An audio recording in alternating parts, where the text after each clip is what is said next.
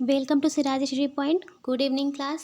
हम फिर से हाजिर हैं अपना डेली करंट अफेयर्स का सेशन लेके। आज हम 1 फरवरी के करंट अफेयर्स की बात करेंगे। हमारा ये session UPSC, PCS, SC, banking, railway और बाकी सारे इवेंट एग्ज़ाम्स के लिए काफ़ी इंपॉर्टेंट है। तो प्लीज़ स्टूडेंट्स इसको ध्यान से पढ़िएगा और आपके जो भी व्यूज़ हों, अच्छे बुरे जो भी हों, वॉट आप प्लीज़ कमेंट बॉक्स में पिन करें उसको। ये सेशन ज़्यादा से ज़्यादा लाइक करें और ज़्यादा से ज़्यादा लोगों तक शेयर करें, जिससे और भी बच्चे इसका फ़ायदा उठा सकें। और अगर आपने अभी तक चैनल को सब्सक्राइब नहीं किया है तो प्लीज़ सब्सक्राइब करिए, ठीक है। तो प्लीज़ ज़्यादा से ज़्यादा इसको लाइक, शेयर एंड सब्सक्राइब करिए और अपने कमेंट बॉक्स में पिन करिए, ठीक है। चलते हैं, हमारे आज के सेशन को स्टार्ट करते हैं हमारे पहले क्वेश्चन के साथ। हमारा पहला क्वेश्चन है, ओमान कितने देशों के साथ भूमि सीमा साझा करता है। जैसा कि हम सभी जानते हैं, ओमान एक हमारी कंट्री है जो गल्फ़ कंट्री उधर के वेस्टर्न एशिया के एरिया में आती है, ठीक है। तो अब ये पूछ रहा है कि ओमान कितने देशों के साथ भूमि साझा करता है। अभी हम आपको जैसे ही हम हमेशा कहते हैं कि मैप काफ़ी इंपॉर्टेंट है हर एग्ज़ाम के लिए, चाहे वो वनडे एग्ज़ाम्स हो, चाहे वो यूपीएससी, पीसीएस, कोई भी एग्ज़ाम हो, आपके एग्ज़ाम्स के लिए मैप काफ़ी इंपॉर्टेंट है। जैसा कि यहाँ पे मैप से ही क्वेश्चन पूछा गया है। ओमान कितने देशों के साथ भूमि साझा करता है, तो ये 3 देशों के साथ करता है, ठीक है। कौन कौन से? तो पहला है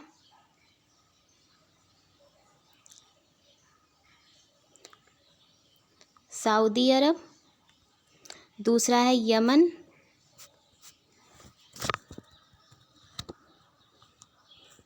और तीसरा हमारा देश है यूएई, ठीक है। ओमान जो है 3 देशों के साथ अपनी सीमा साझा करता है। पहला सऊदी अरब, दूसरा यमन और तीसरा यूएई। हम मैप में भी जैसे कि इसको देख सकते हैं। पहले मैं आपको मैप में दिखा देती हूँ। ये देखिए, ये हमारा रहा ओमान, ठीक है। ये हमारा ओमान है, ठीक है। यहाँ पे देखिए सऊदी अरेबिया, यमन और यूएई, यानी ये 3 देशों के साथ अपनी सीमा साझा करता है, ठीक है। तो जैसा कि आप देख सकते हैं। अब चलते हैं हम अपने वापस क्वेश्चन पे। अब यहाँ पे बात यह है कि ओमान मुद्दे में क्यों है, क्योंकि अब हम सिर्फ मैप का एक क्वेश्चन लेके तो करंट में आएंगे नहीं, तो ऑब्वियस सी बात है इसके पीछे कुछ ना कुछ बात रही होगी। तो ओमान के अभी ये सामने आया कि ओमान के जो रक्षा मंत्री हैं मोहम्मद नासिर अल जाबी, कौन? मोहम्मद नासिर अल जाबी, मोहम्मद नासिर अल जाबी जी जो हैं, जो ओमान के रक्षा मंत्री हैं, वो अभी 30 जनवरी से 4 फरवरी के बीच में इंडिया के विज़िट पे आए हैं, ठीक है। तो इसलिए ये करंट का टॉपिक बन जाता है, क्योंकि हमारे ओमान से काफ़ी अच्छे स्ट्रैटेजिक रिलेशंस भी हैं। हमारे इंटरनेशनल रिलेशन, स्ट्रैटेजिक पार्टनरशिप काफ़ी बेहतर है ओमान के साथ। ओमान हमारा बहुत ही बेहतर मित्र के रूप में सामने आता है। तो यहाँ के जब रक्षा मंत्री हमारे देश के विजिट पे आए, तो ऑब्वियस सी बात है ये एक क्वेश्चन ज़रूर बनता है कि क्या क्या उनके बीच में, हमारे ओमान से कैसे संबंध हैं, कैसे क्या स्ट्रेटजिक वैल्यू है, हमारे डिफेंस को लेके क्या वैल्यू। ऑब्वियसली है कि रक्षा मंत्री आए यानी डिफेंस को लेके कोई ना कोई बात ज़रूर होगी। तो ये आगे क्या बात होती है, किस किस चीज़ों पर साइन होता है, किस किस चीज़ों पर मेमोरेंडम ऑफ अंडरस्टैंडिंग होता है, एमओयू साइन होता है, वो चीज़ हम बाद में बात करेंगे, क्योंकि वो तो अभी विजिट पे हैं, कंटिन्यू है। बट यहाँ पे हम बात करते हैं कि ओमान से हमारे इतने बेहतर संबंध कैसे हैं। तो यहाँ पे मैं आपको बता दूं कि पहले चीज़ तो यहाँ पे आप देख लीजिए, ये जो है यही हैं वहाँ के रक्षा मंत्री मोहम्मद नासिर अल जाबी, ठीक है, जो अभी इंडिया की विजिट पे आए हैं, ठीक है। ये हैं, जैसा कि आप मैप में भी यहाँ पे देख सकते हैं। ओमान की लोकेशन आपको सबको पता ही होगी, ओमान की लोकेशन आप यहाँ पे देख सकते हैं, ठीक है। अब यहाँ पे हम बात करते हैं, हाँ, अब यहाँ पे हम बात करते हैं कि जो है वहाँ के जो हमारे उनसे पुराने रिलेशन क्यों हैं। हमारे उनसे पुराने रिलेशन इसलिए हैं क्योंकि उनके जो राजा थे, यानी कि उनके जो राजा थे, सुल्तान थे, काबूस बिन सईद अल, कौन थे? नाम क्या है उनका? काबूस बिन सईद अल। ये जो वहाँ के सुल्तान थे, जिनकी डेथ अभी 2020 में ही हुई है, जो वहाँ के सुल्तान थे, उन्होंने उनके काफ़ी बेहतर संबंध थे। उन्होंने अपनी जो पढ़ाई की थी वो इंडिया में पुणे से की थी। पुणे यानी कि मुंबई, ठीक है, जैसा कि आप सभी जानते हैं पुणे महाराष्ट्र में है। तो वहाँ से उन्होंने अपनी पढ़ाई की थी। वो इंडिया को काफ़ी बेहतर मानते थे, मतलब काफ़ी अच्छा मानते थे, इसलिए जब तक वो थे 2020 तक, तब तक भी इंडिया के ओमान से काफ़ी बेहतर रिलेशन थे। जैसा कि पहले मैं बता चुकी, उन्होंने आके यहाँ की पढ़ाई की थी, तो ऑब्वियस सी बात है कि वो काफ़ी बेहतर समझे होंगे, तभी यहाँ आके पढ़ाई करी है। और जहाँ तक हम यहाँ पे एक चीज़ और देख सकते हैं कि इंडिया की लगभग 6.2 लाख इंडियंस हैं जो ओमान में रहते हैं, यानी ओमान की लगभग 80% जो वहाँ के विजिटर्स हैं या फिर जो बाहर से आए हुए लोग हैं, उसमें 80% लोग इंडिया के हैं और 6.2 लाख इंडियंस वहाँ पे अभी रहते हैं, निवास करते हैं as a visitors, as a NRI, या फिर आप जो भी बोल सकते हैं उसके हिसाब से वो वहाँ रहते हैं। 6.2 लाख भारतीय ओमान में रहते हैं। अब यहाँ पे एक और चीज़ है कि यहाँ से अच्छे रिलेशन क्यों हैं और कैसे है, तो यहाँ पे एक पोर्ट है, ये आप देख सकते हैं, पोर्ट ऑफ दुकम, ठीक है, दुकम करके एक पोर्ट है जो ओमान जो है उसको इस्तेमाल करने के लिए इंडिया को दे चुका है। यानी कि उसने इंडिया से ऐसे रिलेशन बना के रखे हैं कि इंडिया चाहे तो अपनी नेवी को वहाँ स्टेबलाइज़ करे, वहाँ से व्यापार करे, वहाँ बंदरगाह बनाए या फिर वहाँ अपने जहाज़ों को रोके। सारी चीज़ों के लिए दुकम जो पोर्ट है वहाँ पे ओमान ने व्यवस्था दी है कि आप मेरे पोर्ट का आप इस्तेमाल कर सकते हो, जबकि ऐसा जल्दी कोई भी कंट्री नहीं देती है। बट ओमान के साथ हमारे इतने बेहतर रिलेशन है इंडिया के कि उसने खुद अपना दुकम पोर्ट इंडिया को यूज़ के लिए दिया है। अब यहाँ पे एक चीज़ और हम देख सकते हैं, यहाँ पे ये necklace of diamond strategy India की एक स्ट्रैटेजी कही जाती है, नेकलेस ऑफ डायमंड स्ट्रैटेजी, जो ये एक फिगर आपको दिखाई दे रहा है डैश डैश डैश करके, ये आप देख सकते हो कहाँ कहाँ पे इंडिया की बेहतर रिलेशन है। अगर हम यहाँ से बात करें, स्टार्ट करें ओमान से ही, तो ओमान का जो दुकम पोर्ट है, फिर ईरान का जो चाबहार बंदरगाह है वो अभी इंडिया डेवलप कर रहा है, वहाँ से भी इंडिया की काफ़ी क्या बोलते हैं स्ट्रैटेजिक रिलेशंस ईरान के साथ अच्छे रहे हैं, डिफेंस रिलेशन काफ़ी अच्छे हैं।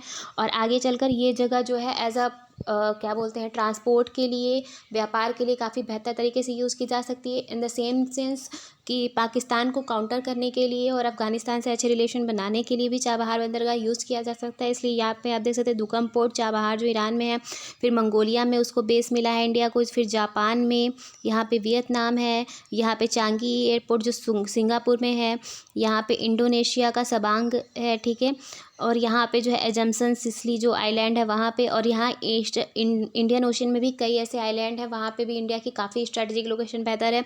यहाँ पे अगर हम बात करें तो यहाँ पे अंडमान निकोबार और मालदीव्स के साथ भी इंडिया की बेहतर, अंडमान निकोबार तो अपना ही है, मालदीव्स के साथ भी भारत के बहुत बेहतर संबंध है, जिसकी वजह से मालदीव भी अपने पोर्ट्स को यूज़ करने की इजाज़त भी इंडिया को देता है।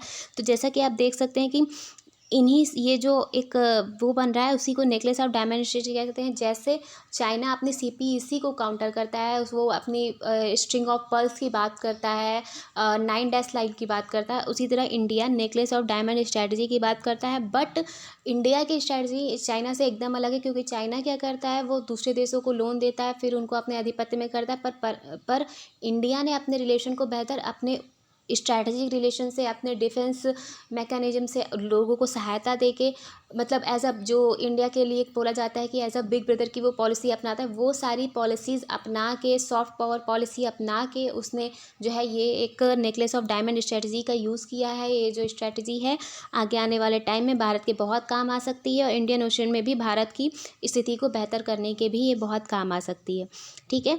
तो यहाँ पे हमने ये देखा कि ओमान से हमारे बहुत बेहतर संबंध है, क्लोजेस्ट डिफेंस पार्टनरशिप है।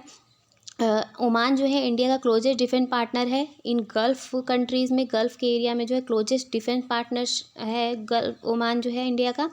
तो आप यहाँ पे देख सकते हैं कि ओमान से एक बेहतर संबंध है, जिसकी वजह से जो वहाँ के रक्षा मंत्री वो अभी विजिट पे आए हैं। अब उनके बीच में क्या क्या MOU साइन होते हैं या फिर क्या क्या पार्टनरशिप, क्या क्या बातें होती हैं, उसको हम आगे के सेशन में देखेंगे जैसे जैसे वो चीज़ें न्यूज़ में आएंगी, ठीक है। तो यहाँ पे बताने वाली सिर्फ इतनी ही चीज़ें थी। चलते हैं हम अपने नेक्स्ट क्वेश्चन पे। हमारा अगला क्वेश्चन है, नेशनल ग्रीन ट्रिब्यूनल के प्रमुख कौन हैं। अभी के अगर हम बात करें तो नेशनल ग्रीन ट्रिब्यूनल के प्रमुख जो है जस्टिस आदर्श कुमार गोयल हैं, ठीक है।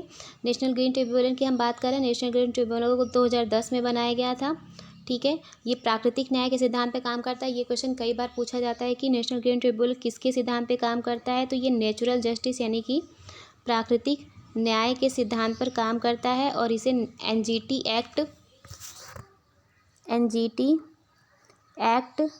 2010 के तहत बनाया गया था। ठीक है, एनजीटी एक्ट 2010 के तहत बनाया गया था। ये प्राकृतिक न्याय के सिद्धांत पर काम करता है।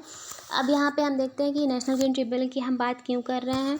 तो यहाँ पे फ्लाई ऐश की बात करनी है, क्योंकि फ्लाई ऐश को लेके एनजीटी ने एक स्टेटमेंट दिया है। फ्लाई ऐश एक मतलब काफ़ी हमारे एटमॉस्फेयर के लिए एक मतलब काफ़ी एटमॉस्फेयर को पॉल्यूटेड करने के लिए काफ़ी वो करता है, काम करता है। इसलिए उसको लेके एनजीटी ने अपने वो दिए हैं कि हाँ, उसको कैसे काउंटर किया जा सकता है। फ्लाई ऐश का प्रयोग ऐसे किया जाए कि उससे जो है पॉल्यूशन ना फैले।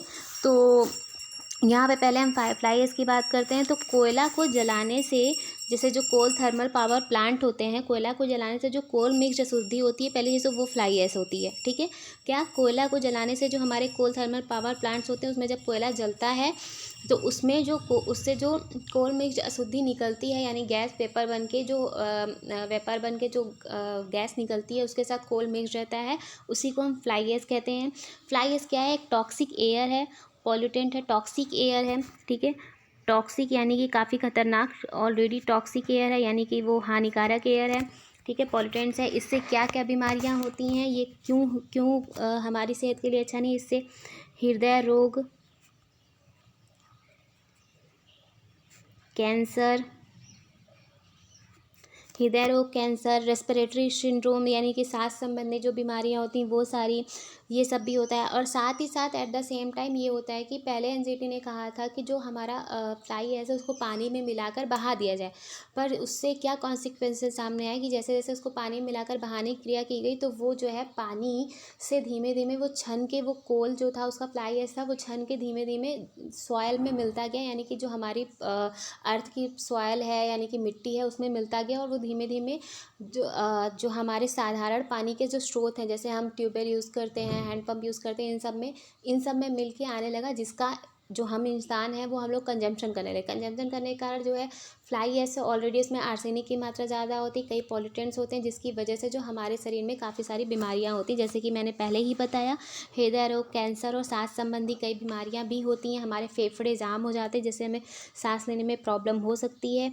तो ये सारी एक समस्याएँ सामने आई हैं फ्लाई ऐश को लेकर, जिसकी वजह से फ्लाई ऐश के मैनेजमेंट की बात की जा रही है। तो उसके लिए क्या किया गया कि fly ash management and utilisation mission NGT start कर रही है। एनजीटी ने क्या स्टार्ट करने की बात की है? Fly ash management and utilisation mission. ठीक है, fly ash management and utilisation mission NGT ने स्टार्ट करने की बात की है, जिससे फ्लाई ऐश का बेहतर प्रबंधन हो सके, उसका निपटान किया जा सके। और इसको स्टार्ट करने के लिए जो नोडल मिनिस्ट्री है वो मिनिस्ट्री ऑफ ईएफसीसी यानी कि ministry of environment, forest and climate change. ठीक है, मिनिस्ट्री ऑफ ईएफसीसी इसके लिए नोडल मिनिस्ट्री है। ठीक है, जो हमारा fly ash management utilisation mission जो स्टार्ट किया जा रहा है उसके लिए नोडल मिनिस्ट्री कौन है? मिनिस्ट्री ऑफ ईएफसीसी है। ये जो है फ्लाई ऐश का जो मैनेजमेंट किया जा रहा है ये 3 एक्ट के तहत किया जा रहा है। पहला हमारा वाइल्ड लाइफ प्रोटेक्शन एक्ट। ठीक है, वाइल्ड लाइफ प्रोटेक्शन एक्ट 1972।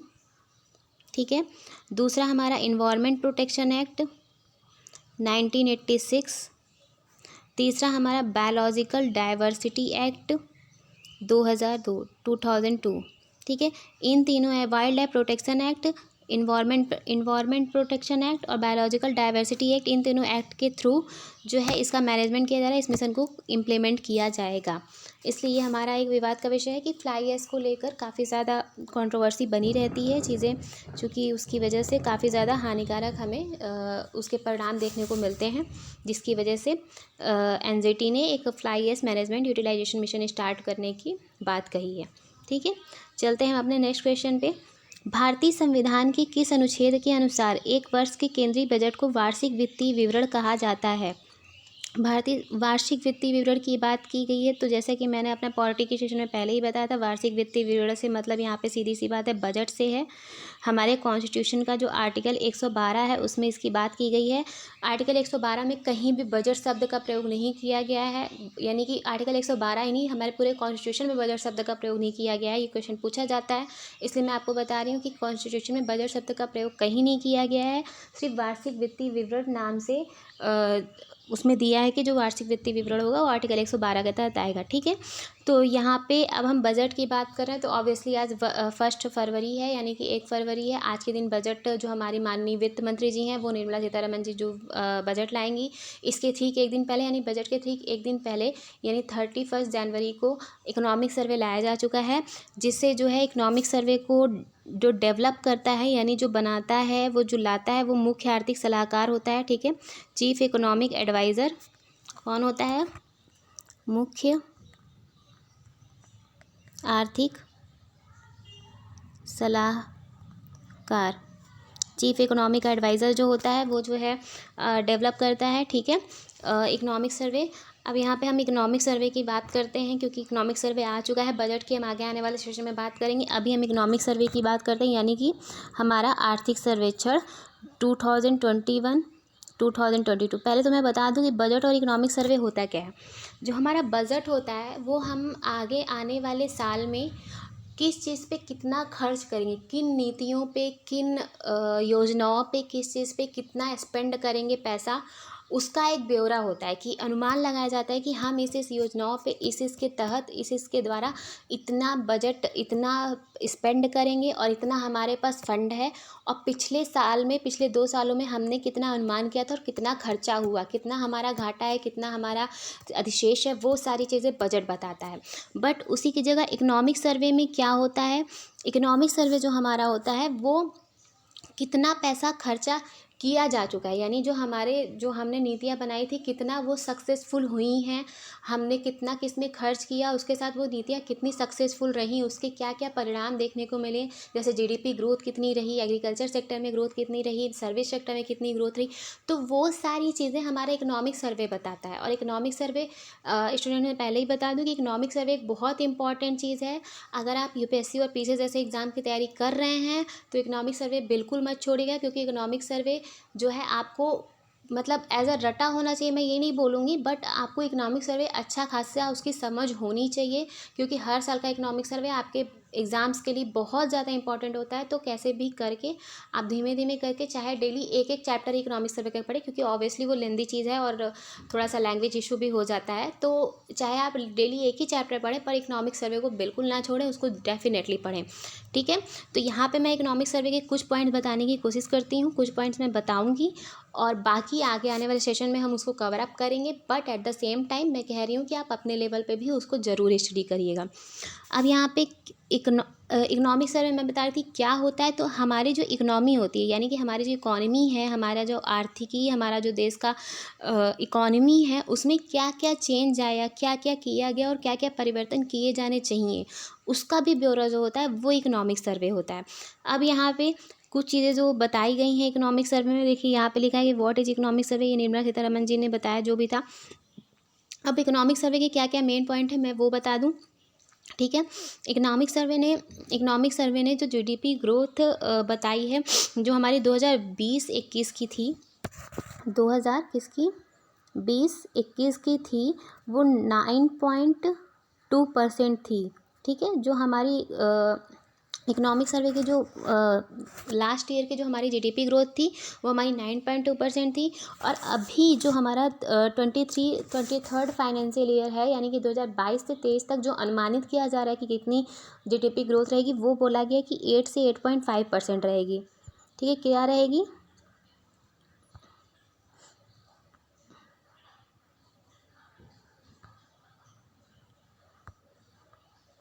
हाँ, ये रहेगी कितनी, 8 से 8.5% रहेगी। यहाँ पे जो प्रोजेक्ट्स हैं 2001 टू 2002 उनकी रियल जीडीपी ग्रोथ जो थी 9.2%, जैसा कि मैंने पहले ही बताया कि 21 टू 22 के बीच में रियल जीडीपी ग्रोथ कितनी थी, 9.2% रही थी। और जो अगला अनुमान लगाया जा रहा है कि आगे आने वाले साल में कितनी रहेगी, तो 8 से 8.5%, 8 से 8.5% के बीच में रह सकती है। एग्रीकल्चर सेक्टर ने कितना ग्रोथ किया, तो 3.9% किया है। 2021-22 में एग्रीकल्चर सेक्टर में 3.9% की ग्रोथ देखी गई है। इंडस्ट्रियल सेक्टर में हमारी 11.8% की ग्रोथ देखी गई है। सर्विस सेक्टर यानी कि सेवा क्षेत्र में हमारा 8.2% की ग्रोथ देखी गई है। ठीक है। Macro eco indicator suggest India will place to face challenges in 2022-23। जो माइक्रो इको इंडिकेटर्स जो हमारे होते हैं उनके हिसाब से कि इंडिया को आने वाले साल में कुछ चैलेंजेस फेस करने पड़ सकते हैं। ठीक है। अब यहाँ पे आप ये भी देख सकते हैं कि कहाँ पे क्या क्या कितनी कितनी वैल्यू है। जो हमारा विदेशी मुद्रा भंडार है, यानी कि हमारा जो ये विदेशी मुद्रा भंडार है, फॉरेन एक्सचेंज रेशियो, जो हमारा फॉरेन करेंसी रिज़र्व होता है, फॉरेन करेंसी रिज़र्व जो होता है वो जो है 633.6 बिलियन डॉलर का हमारा है। 633.6 बिलियन डॉलर का हमारा फॉरेन एक्सचेंज रिज़र्व है। मैं आपको बता दूं कि पाकिस्तान का 17 बिलियन डॉलर का है। ठीक है। तो आप खुद ही समझ सकते हैं इंडिया और पाकिस्तान में कितना डिफरेंस है। बाकी यहाँ पे कृषि, वानिकी और मात्स्यिकी में मूलभूत कीमतों पर सकल मूल्य वृद्धि कितनी है, तो 3.9% की रही है। ठीक है। और औद्योगिक वृद्धि दर कितनी रही है, तो 11.8% की रही है। जो हमारा कोविड की वजह से यहाँ पे माइनस में देखने को मिली, पर यहाँ पे अभी प्लस में 11.2%। ठीक है। यहाँ पे सेवाओं में कितना रहा है, तो 8.2% रही है। सेवाओं में मुद्रास्फीति हमारी कितनी रही है, तो हमारी मुद्रास्फीति जो CPI और WPI यानी कि कंज्यूमर प्राइस इंडेक्स और होलसेल प्राइस इंडेक्स, इसके बारे में कभी मैं डिटेल में सेशन लूँगी, बट इसको आप अपने लेवल पे प्लीज़ कर लीजिएगा।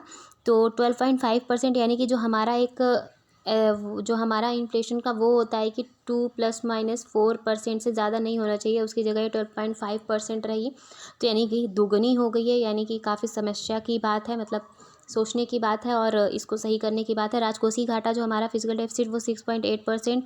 जीडीपी वृद्धि दर यानी जीडीपी ग्रोथ रेट जो हमारी 8 से 8.5% का एस्टिमेशन लगाया गया है, जो मैंने पहले ही बताया कि इतनी रह सकती है। ठीक है।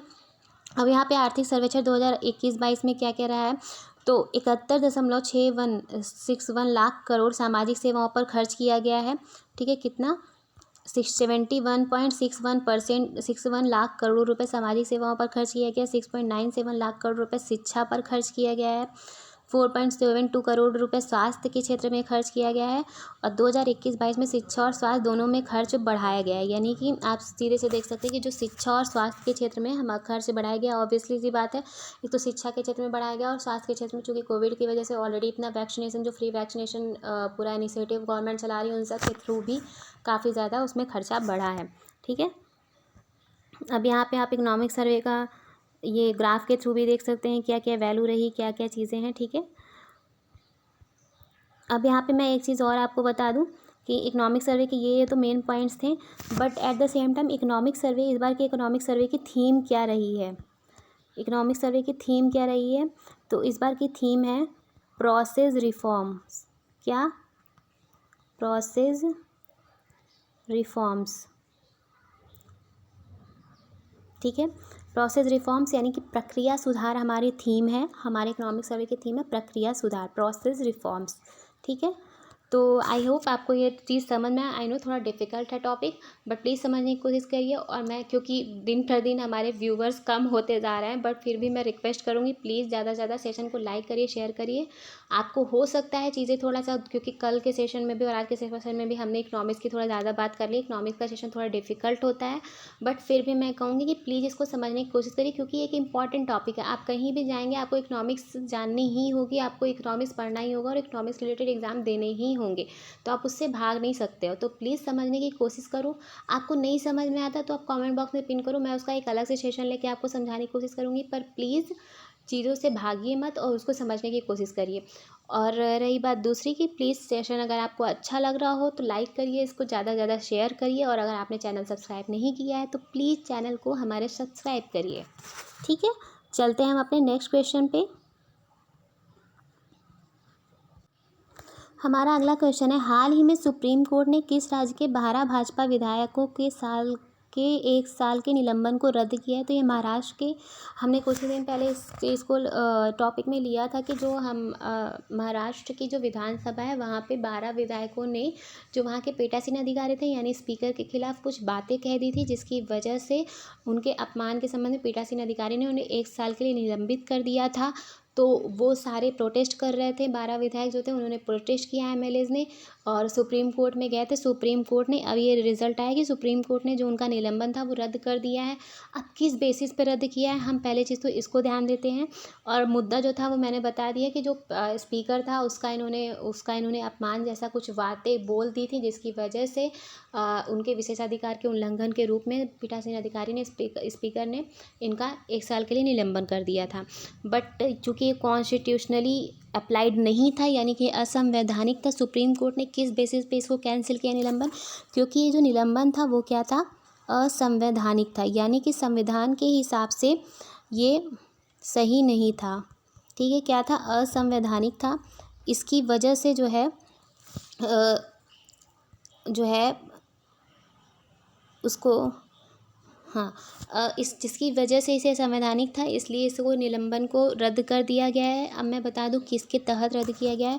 तो आर्टिकल जो हमारा 109 सब क्लॉज 4, जो हमारा कॉन्स्टिट्यूशन का आर्टिकल 109 सब क्लॉज 4 है, वो ये बोलता है कि लगातार 60 दिनों तक अगर कोई एमएलए या सांसद, लगातार यानी 60 दिनों तक अगर कोई एमएलए या सांसद यानी कि लोकसभा या विधानसभा में संसद से गायब रहता है, यानी कि वो उपस्थित नहीं होता है लगातार 60 दिनों तक लगातार सत्रों में, बिना किसी की परमिशन दिए या फिर बिना बताए, स्पीकर को बिना बताए अगर वो गायब रहता है, वो नहीं आता है, तो हाउस से यानी कि जो हमारा लोकसभा होगा या विधानसभा होगा जहाँ से भी वो गायब होता है उसकी सीट रद्द मानी जाएगी, खाली मानी जाएगी। यानी 60 दिनों तक अगर वो उपस्थित नहीं होता है तो उसकी सीट खाली मानी जाएगी।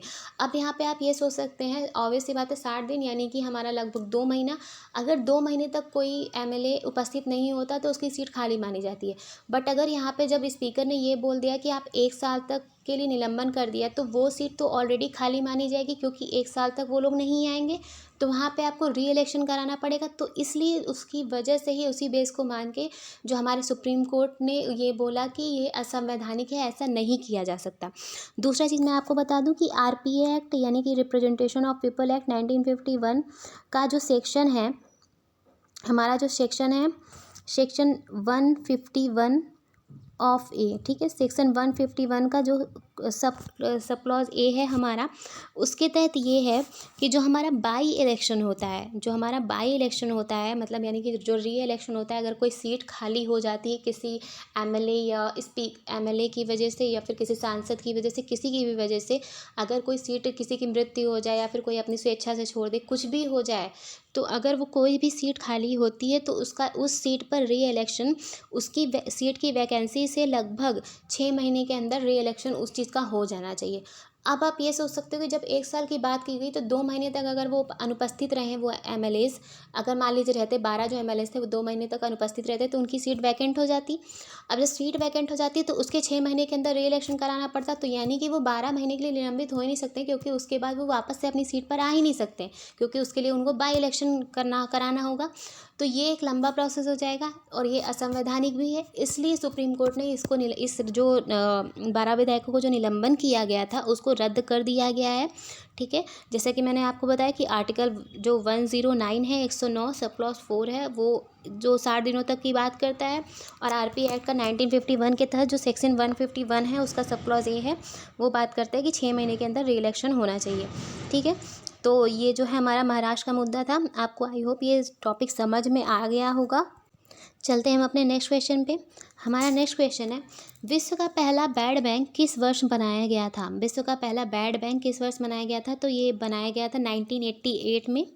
जो हमारा पहला वर्ल्ड का बैड बैंक बनाया गया था वो बनाया गया था 1988 में, 1988 में। ठीक है, अब यहाँ पे जो बैड बैंक की बात की जा रही है, तो पहले ही मैं बता दूं कि बैड बैंक का मैंने सेशन जो अभी 2 ही दिन पहले 29 जनवरी की जो हमारा सेशन है, 29 जनवरी का जो हमारा उसका करंट अफेयर्स की क्लासेस है, उसमें प्लीज़ आप देख लीजिएगा कि बैड बैंक क्या होता है। मैंने उसको काफ़ी अच्छे से एक्सप्लेनेशन दिया है कि क्या होता है, कैसे होता है, क्या काम करता है और क्यों उसको लाया जा रहा है। सारी चीज़ें मैंने काफ़ी अच्छे से एक्सप्लेन की है, तो प्लीज़ आप 29 जनवरी का सेशन देख लीजिएगा एक बार।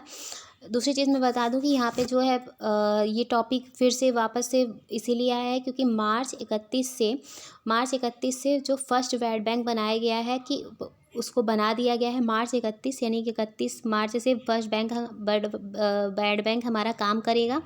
ये अनाउंसमेंट की जा चुकी है हमारे वित्त मंत्री द्वारा। फर्स्ट बैड बैंक बनाएगा जो 15 केसेस के साथ 15 केसेस होंगे एनपीए के, उसके साथ 50,000 करोड़ रुपए के बेसिस के साथ स्टार्ट किया जा रहा है। ठीक है, तो यहाँ पे बस इतनी ही बताने वाली बात है कि 31 मार्च से इसको स्टार्ट किया जा रहा है 50,000 करोड़ रुपए के 15 केसेस के साथ। ठीक है, तो आप प्लीज़ एक बार 29 जैन का सेशन देख लीजिएगा, जिससे आपको एक बेहतर तरह के समझ में आ जाएगा कि एक्चुअल में बैड बैंक होता क्या है। ठीक है, तो बैंकों की स्थिति सुधारने के लिए काम करता है। बाकी हम चलते हैं अपने नेक्स्ट क्वेश्चन पे। विश्व कुष्ठ दिवस हर साल जनवरी के किस वार को विश्व स्तर पर मनाया जाता है? तो जो हमारा विश्व कुष्ठ दिवस है, यानी कि हमारा वर्ल्ड लेप्रोसी डे है, वो हर साल जनवरी के लास्ट संडे को मनाया जाता है। यानी कि जनवरी मंथ का जो हमारा लास्ट संडे होगा वो जब भी पड़ेगा उस दिन मनाया जाएगा। तो इस बार जो हमारा लास्ट संडे पड़ा था वो हमारा 30 जनवरी को पड़ा था। ठीक है, तो इस बार इसीलिए जो वर्ल्ड लेप्रोसी डे मनाया गया है वो 30 जनवरी को मनाया गया है। जो हमारी इस बार की थीम थी वो मैं बता दूं आपको। ठीक है, थीम थी United for dignity. United for dignity जो हमारी इस बार की थीम थी वो क्या थी? United for Dignity. Let's move to the next question. 2022 महिला हॉकी एशिया कप टूर्नामेंट में भारत ने किस देश को 2-0 से हराकर कांस्य पदक जीता है? तो ये चाइना को हराया गया है। चीन को जो है 2022 महिला हॉकी एशिया कप टूर्नामेंट जो हुआ है 2022 का women's hockey Asia cup tournament, उसमें इंडिया ने 2-0 से किस देश को हराया है? चाइना को हराया और क्या जीता है? कांस्य पदक, यानी ब्रॉन्ज मेडल के साथ इंडिया विन किया है। ठीक है, ब्रॉन्ज मेडल के साथ इंडिया विन किया है और चाइना को हराया है। हाल ही में किसने भारत का पहला बुद्धिमान संदेशवाहक पॉप्स पेश किया है? क्या who has recently introduced India's first intelligent manager pops? ठीक है, किसने लॉन्च किया? ये पेटीएम ने लॉन्च किया है। ठीक है, पेटीएम ने पेश किया है। पेटीएम ने पेश किया है हमारा जो है पहला, ये पेटीएम ने लॉन्च किया है। ठीक है, पेटीएम ने हमारा लॉन्च किया है। हाल ही में किसने भारत का पहला बुद्धिमान संदेशवाहक पॉप्स पेश किया है? तो ये पेटीएम ने पेश किया है। तो ये पेटीएम ने पेश किया है। अब हम बता दें कि पॉप्स एक्चुअल में होता क्या है। तो पॉप्स क्या काम करेगा? तो पॉप्स एक मैसेंजर काम करेगा, एक मैसेंजर होगा, इंटेलिजेंट मैसेंजर जो होता है, मैसेंजर होगा यानी जो हमारा हमको मैसेजेस देता है। वो कैसे मैसेजेस देगा पॉप्स? स्टॉक संबंधी जानकारी प्रदान करेगा, यानी कि स्टॉक रिलेटेड जो भी जानकारी होती है स्टॉक संबंधी जानकारी प्रदान करेगा। पोर्टफोलियो का विश्लेषण करेगा, पोर्टफोलियो, ठीक है, पोर्टफोलियो का विश्लेषण करेगा। बाजार रिलेटेड समाचार देगा, बाजार आंदोलन, इसके बारे में सारी जो मैसेजेस हैं सारी इन सब चीज़ों के बारे में, बाजार के बारे में, यानी कि मार्केट रिलेटेड जितने भी मैसेजेस होंगे वो सारा ये मैसेंजर जो पॉप्स है, वो पेटीएम का पॉप्स है, पेटीएम का मैसेंजर है, वो हमें सारी जानकारी देगा। ठीक है, इसलिए ये मुद्दा टॉपिक में है। ये एक 1 लाइनर क्वेश्चन है, ज़्यादा नहीं, बस इसमें ये आपको याद रखना है कि पॉप्स क्या है और ये किस का जो पहला लॉन्च हुआ है, भारत का फर्स्ट पॉप्स जो लॉन्च हुआ है, India first intelligent messenger pops जो लॉन्च किया गया है वो किसने लॉन्च किया है? तो ये it is launch by the Paytm. ठीक है, सियोमारा काखो ने होंडुरास की पहली महिला राष्ट्रपति के रूप में शपथ ली। होंडुरास कहाँ का देश है? तो ये अमेरिका का देश है। ठीक है, होंडुरास अमेरिका का देश है, सेंट्रल अमेरिकन कंट्री है। होंडुरास जो है किसका देश है? सेंट्रल अमेरिकन कंट्री है। ये सेंट्रल अमेरिकन कंट्री है ये। ठीक है। होंडुरास जो है हमारी सेंट्रल अमेरिकन कंट्री है। इसकी कैपिटल यहाँ पे आप देख सकते हो, ये देखिए ये जो ये होंडुरास की जो चुनी गई हैं वो ये होंडुरास की हैं, ठीक है। यहाँ इसकी जो क्या बोलते हैं कैपिटल है वो क्या है, टेजुसियागाल्पा, ठीक है। टेजुसियागाल्पा ये आप देख सकते हैं इसमें फिगर में, ये देखिए लिखा है, ठीक है। तो ये सेंट्रल अमेरिकन कंट्री है जहाँ की सियोमारा कास्त्रो ने पहली महिला राष्ट्रपति चुनी गई। सियोमारा कास्त्रो पहली महिला राष्ट्रपति चुनी गई हैं होंडुरास की। हाल ही में किसके द्वारा लिखित फियरलेस गवर्नेंस नामक पुस्तक का विमोचन किया गया है? तो फियरलेस गवर्नेंस नामक पुस्तक का विमोचन किरण बेदी द्वारा किया गया है। किसके द्वारा? फियरलेस गवर्नेंस नामक पुस्तक का विमोचन किरण बेदी द्वारा किया गया है। हाल ही में कहाँ पर एक परजीवी फूल वाले पौधे का एक नया जीनस सेप्टेमेरेनस खोजा गया है? सेप्टेमेरेंथस खोजा गया है। तो ये निकोबार आइसलैंड में खोजा गया है। निकोबार आइसलैंड में एक परजीवी फूल वाले पौधे का एक नया जीनस सेप्टेमेरंथानस खोजा गया है। ये आप देख सकते हैं, ये है जो खोजा गया है फूल, ठीक है। हाल ही में किस संस्थान के द्वारा एक आर्टिफिशियल इंटेलिजेंस आधारित छाती एक्सरे तकनीकी विकसित की गई है? चेस्ट एक्सरे तकनीकी यानी कि recently an artificial intelligence based chest X ray technology has been developed by which institute? तो आईआईटी जोधपुर द्वारा डेवलप किया गया है। आईआईटी जोधपुर ने जो है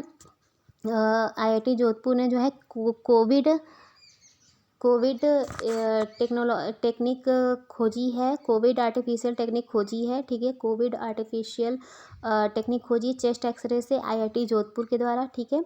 हाल ही में किस संस्थान के द्वारा एक आर्टिफिशियल इंटेलिजेंस आधारित छाती एक्सरे तकनीकी विकसित की गई है? तो ये आईआईटी जोधपुर द्वारा विकसित की गई है।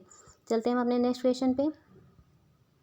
भारत का पहला भूवैज्ञानिक पार्क कौन से राज्य में बनाया गया है? तो ये मध्य प्रदेश में बनाया गया है। भारत का पहला भूवैज्ञानिक पार्क मध्य प्रदेश के जबलपुर में बनाया गया है। कहाँ पे बनाया गया है? जबलपुर, मध्य प्रदेश के जबलपुर में बनाया गया है। ये किसके द्वारा बनाया गया है? तो मिनिस्ट्री ऑफ माइनिंग के अंडर में रहकर जियोलॉजिकल सर्वे ऑफ इंडिया द्वारा बनाया गया है, ठीक है। इसके द्वारा मंजूरी दी गई है। भारत का पहला भूवैज्ञानिक पार्क मध्य प्रदेश में से जबलपुर में बनाया गया, जो मिनिस्ट्री ऑफ माइनिंग के अंतर्गत जियोलॉजिकल सर्वे ऑफ इंडिया जो है उसके द्वारा मंजूरी दी गई है और बनाया गया है, ठीक है। जियोलॉजिकल सर्वे ऑफ इंडिया की अगर हम बात करें तो ये 1851 में बनाया गया था। 1851 में मिनिस्ट्री ऑफ माइनिंग के अंतर्गत बनाया गया था, जो मिनिस्ट्री ऑफ माइनिंग के अंतर्गत काम करता है, क्या? Geological survey of India.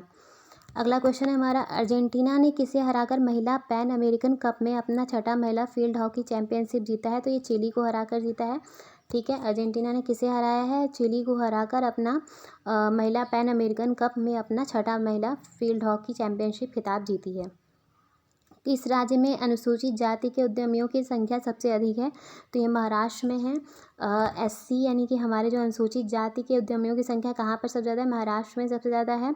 SC उद्यमी महाराष्ट्र में सबसे ज़्यादा है। सेकंड नंबर पे हमारा है तमिलनाडु, ठीक है, जहाँ पे है। फिर राजस्थान में है और फिर है यूपी, यानी कि यूपी जो हमारा है वो चौथे नंबर पे है। फोर्थ नंबर पे यूपी में जो है अनुसूचित जाति के उद्यमियों की संख्या है, ठीक है। तो ये हमारा आज के सेशन का लास्ट क्वेश्चन था। आई होप स्टूडेंट्स आपको ये सेशन पसंद आया हो। आपके जैसे भी फीडबैक हो प्लीज़ उसे कमेंट करें और प्लीज़ ज़्यादा से ज़्यादा इस सेशन को लाइक करें और शेयर करें। ज़्यादा से ज़्यादा सेशन को शेयर करें, लाइक करें। और अगर आपने चैनल अभी तक सब्सक्राइब नहीं किया है तो प्लीज़ सब्सक्राइब करें और प्लीज़ कंजूसी ना करें, चैनल को ज़्यादा से ज़्यादा शेयर करें और लाइक करें। एंड प्लीज़ आपको अगर सेशन पसंद आ रहा हो तो आपके जैसे भी व्यूज़ हैं, आप जो भी इम्प्रूवमेंट देखना चाहते हो उसको भी आप कमेंट बॉक्स में पिन करें। और जो क्लास का PDF है वो आपको क्लास के बाद ठीक तुरंत बाद थोड़ी देर में आपको जो हमारा टेलीग्राम लिंक है जो डिस्क्रिप्शन बॉक्स में आपको मिल जाएगा, उस पर आपको इस क्लास का पूरा PDF मिल जाएगा, जिससे आप रिवीजन करना चाहें तो उसको बेहतर तरीके से रिवीजन कर सकते हैं। Thank you so much. अगर आपको सेशन पसंद आए तो प्लीज़ उसे लाइक, शेयर और सब्सक्राइब करिएगा। Thank you.